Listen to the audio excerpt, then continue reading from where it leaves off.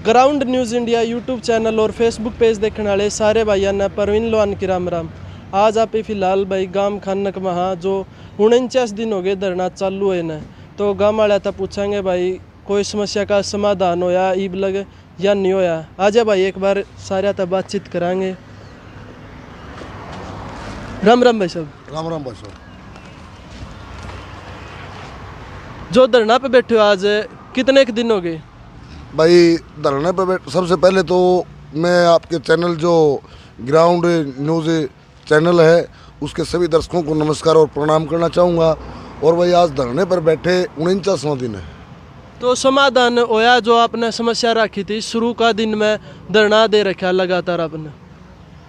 भाई ऐसा कुछ नहीं हुआ अभी तक, कोई समाधान की तरफ कोई ना कोई सरकार दिख रही है हमें और ना कोई शासन प्रशासन दिख रहा है हमें समाधान की तरफ। तो हम तो लगे हुए हैं जब तक स्थायी समाधान नहीं हो जाता तब तक ये निरंतर ये धरना चलता रहेगा।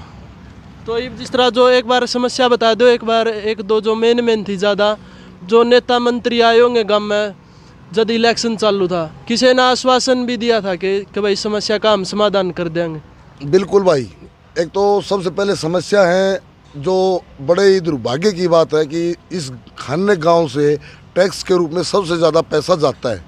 हरियाणा प्रदेश में नहीं पूरे भारत में एक ऐसा मात्र गांव खानक है जिसमें टैक्स में सबसे ज़्यादा पैसा जाता है। मगर बहुत ही दुर्भाग्य की बात है कि इस गांव में पीने का पानी नहीं है।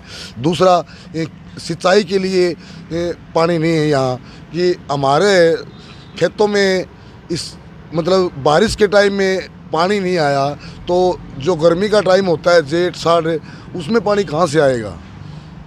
तो भाई समाधान। दूसरी चीज़ है, इस गांव में इतना प्रदूषण है, ये क्रेशर जोन है, ये पहाड़ है, इनसे इतना भयंकर प्रदूषण चल रहा है। ये धुआं फैक्ट्रियां हैं, इतना प्रदूषण फैला हुआ है इनसे।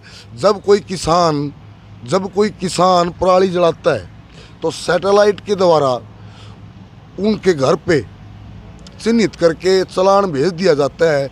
मगर इधर इस गांव में जो क्रेशर इकाइयाँ हैं वो भारी प्रदूषण कर रही हैं। ये टायर फैक्ट्री हैं जो विदेशों से टायर इंपोर्ट करके इधर जलाते हैं, जिससे इस गांव के लोगों को बहुत सी बीमारियां, भयंकर बीमारियां फैल चुकी हैं, जैसे टीवी, दमा, सिलिकोसिस। बहुत से लोग मतलब अप्रिय घटनाएं हो भी चुकी हैं इन बीमारियों के कारण। तो भाई समाधान की तरफ कोई ध्यान नहीं है, सरकार शासन प्रशासन का किसी का कोई ध्यान नहीं है कि उनको ये चल रहा है, क्योंकि यहाँ से जो 2 नंबर में वो पैसा भरने का काम करते हैं, अपनी जेब घर भरने का काम करते हैं, तो वो समाधान नहीं करने वाले हैं। कमेटी की तरफ तय बाग का क्या कुछ फैसला रहेगा, क्योंकि अब नई सरकार बनी है, उड़ता तो शाम हल्के से विधायक भी है और मैडम किरण चौधरी की बेटी है जो श्रुति चौधरी पहली बार विधायक बनी है और फिलहाल मंत्री है। तो क्या आश्वासन आप जाके आए हो या आगे जाके आओगे, क्या कुछ फैसला रहेगा आपका? भाई पीछे जब इलेक्शन टाइम था, जब वो मतलब गांव का दौरा कर रहे थे, तब मैडम किरण चौधरी जी आई थी इधर और उन्होंने कहा था कि मैं सरकार में बढ़ते ही श्रुति चौधरी और इन कामों पर सबसे पहले अमल करूंगी। तो मैं तो यही कामना करता हूं और उनसे यही आशा रखता हूं कि भाई अब वो सरकार में भी आ चुके हैं, तो भाई इन जो ये गांव की जो समस्याएं हैं, इस गांव की ही नहीं बल्कि इस क्षेत्र की जो बीमारियां जो फैल रही हैं और जो पानी की जो कमी है, तो भाई वो दूर करने का काम करें। हम तो उनसे यही आस रख रहे हैं।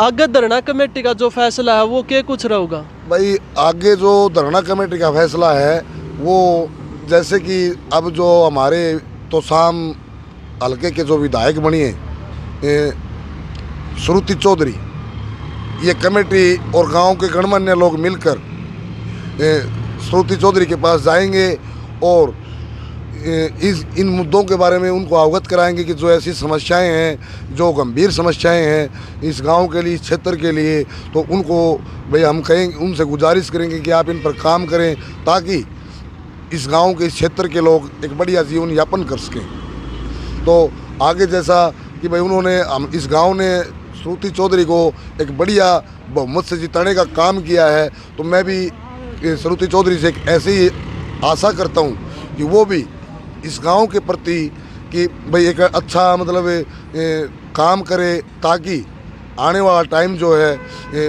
इस सरकार को और श्रुति चौधरी को जो है ना मतलब साथ देता रहे, ऐसा कुछ इस कमेटी का भी सोच है। सारे भाई वीडियो ने सरकार तक जरूर पहुंचा दियो। जय हिंद, जय भारत।